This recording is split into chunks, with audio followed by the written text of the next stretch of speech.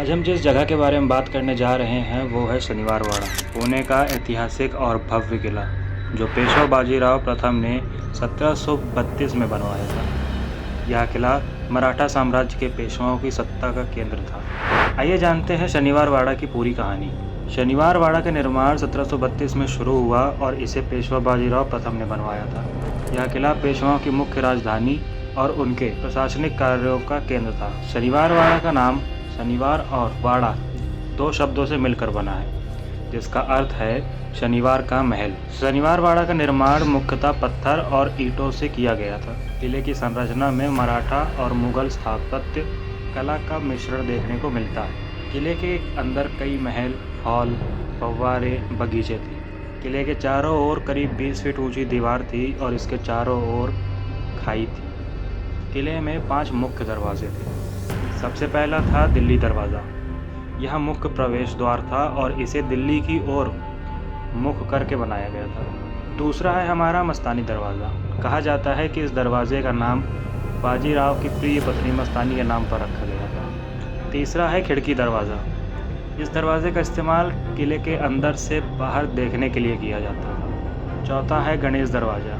इस दरवाजे का नाम भगवान गणेश के नाम पर रखा गया और इसे धार्मिक आयोजनों के लिए इस्तेमाल किया जाता था। पांचवा है नारायण दरवाज़ा। इस दरवाजे का नाम नारायण राव पेशवा के नाम पर रखा गया, जिनकी हत्या शनिवार वाड़ा मराठा साम्राज्य के सबसे महत्वपूर्ण केंद्रों में से एक था। यहाँ पर कई महत्वपूर्ण राजनीतिक और सामरिक निर्णय लिए गए। बाजीराव प्रथम के बाद उनके पुत्र आलाजी बाजीराव, जिन्हें हम नाना साहेब के नाम से भी जानते हैं, इस किले का विस्तार किया। लेकिन इस किले में जो सबसे कुख्यात घटना हुई थी वो थी नारायण राव पेशवा की हत्या। 1773 में नारायण राव पेशवा की हत्या उनके चाचा रघुनाथ राव और उनकी पत्नी आनंदीबाई के साजिश के तहत की गई थी। कहा जाता है कि नारायण राव की हत्या के बाद उनकी आत्मा आज भी किले में भटकती है और रात में काका माला वाचवा मतलब चाचा मुझे बचाओ की आवाज़ें सुनाई देती हैं। नारायण राव पेशवा की हत्या मराठा साम्राज्य के इतिहास की एक महत्वपूर्ण और दुखद घटना है। नारायण राव पेशवा बालाजी बाजीराव के तीसरे पुत्र थे और उन्होंने अपने बड़े भाई माधव राव प्रथम की मृत्यु के बाद 1772 में पेशवा का पदभार संभाला।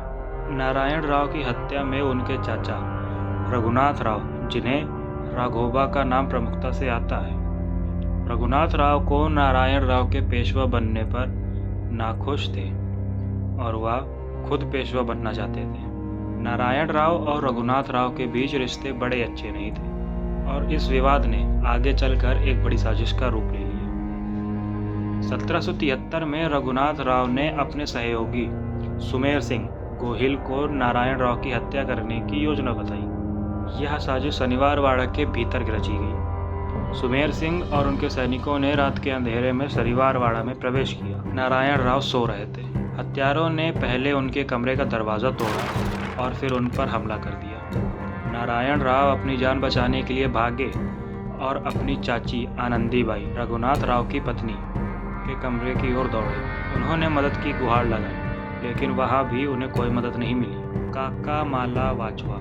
हत्यारों द्वारा घेरा जाने पर नारायण राव के अंतिम शब्द काका माला वाचवा, चाचा मुझे बचाइए, पुकारा।